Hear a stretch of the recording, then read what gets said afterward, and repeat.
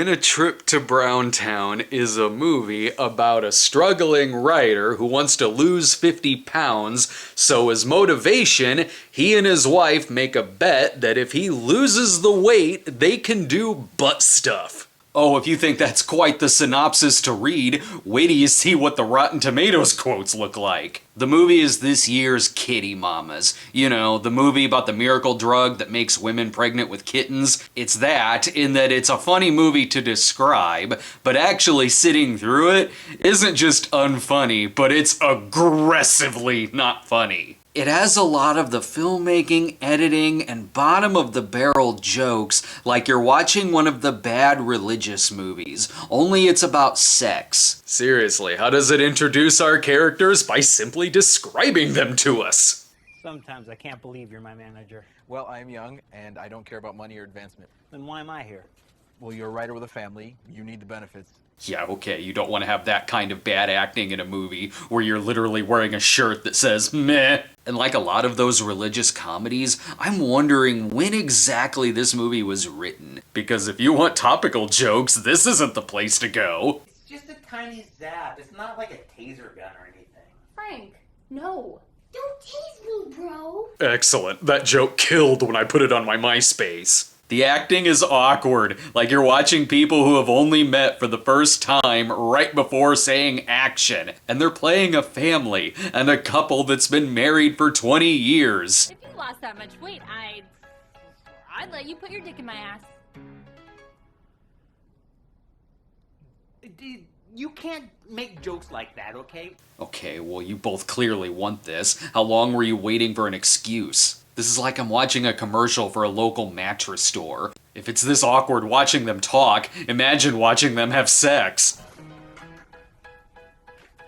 This doesn't count as more sexy. Don't worry, it'll find ways to be even more uncomfortable, like having a subplot aimed at 5-year-olds, in which their son keeps wetting the bed and has nightmares about being electrocuted.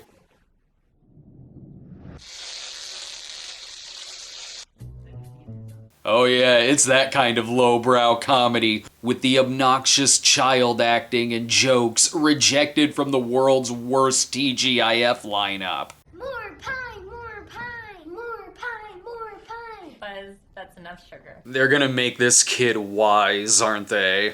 Mom, we're going. It's what good families do. Besides, we're taffy, right? Us sweethearts gotta stick together. He has extreme heaven is totes real energy. If it isn't the kid saying laugh track jokes that would embarrass the writers of Fuller House, the rest of it has more puns than an anal sex version of Batman and Robin. Yes, it's the kind of comedy that will have a joke that starts with "Guess who has 2 thumbs?" Uh-oh, someone's asleep. What? Bust out the lipstick. Not to mention the public masturbation in front of the kid's school where, oh no, busted by parents. Chrissy, was there something that you... Oh, we just wanted to talk about the bake sale. Don't people go to jail for this? Even the editing is weird, like the parents waiting to give her shit about her and her husband's sex lives. We're a team, right? And we've always got each other's back. Oh, I thought I read that friend was going to have your backside.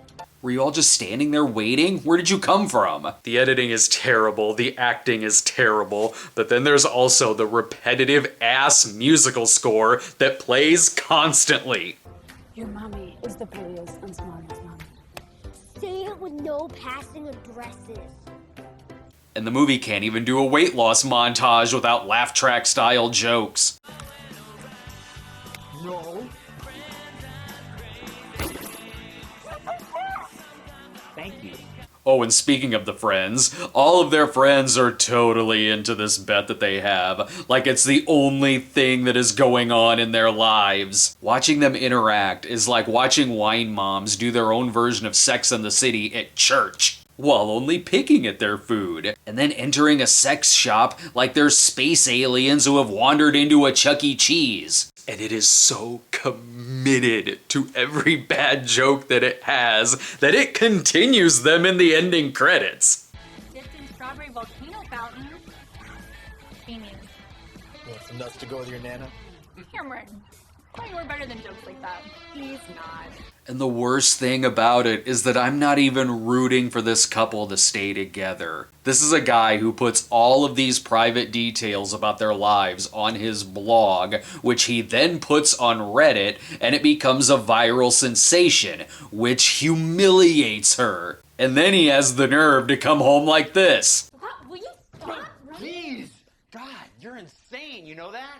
You got this big fear of how everybody sees you, so you just want everything to look normal. It works out. Her friend points out that at least he said nice things about her on his blog, too. Those nice things are him listing everything that he hates about her, but then finishing it off by going, and that's why I love her. Do I even need to tell you where this goes? It's got a racing to the pageant style climax, only in this case, the pageant is a pitch convention where the husband is there to pitch his book, which is just an excuse for the movie to stop for 5 minutes and have a line-a-rama with the other pitches. This is my book.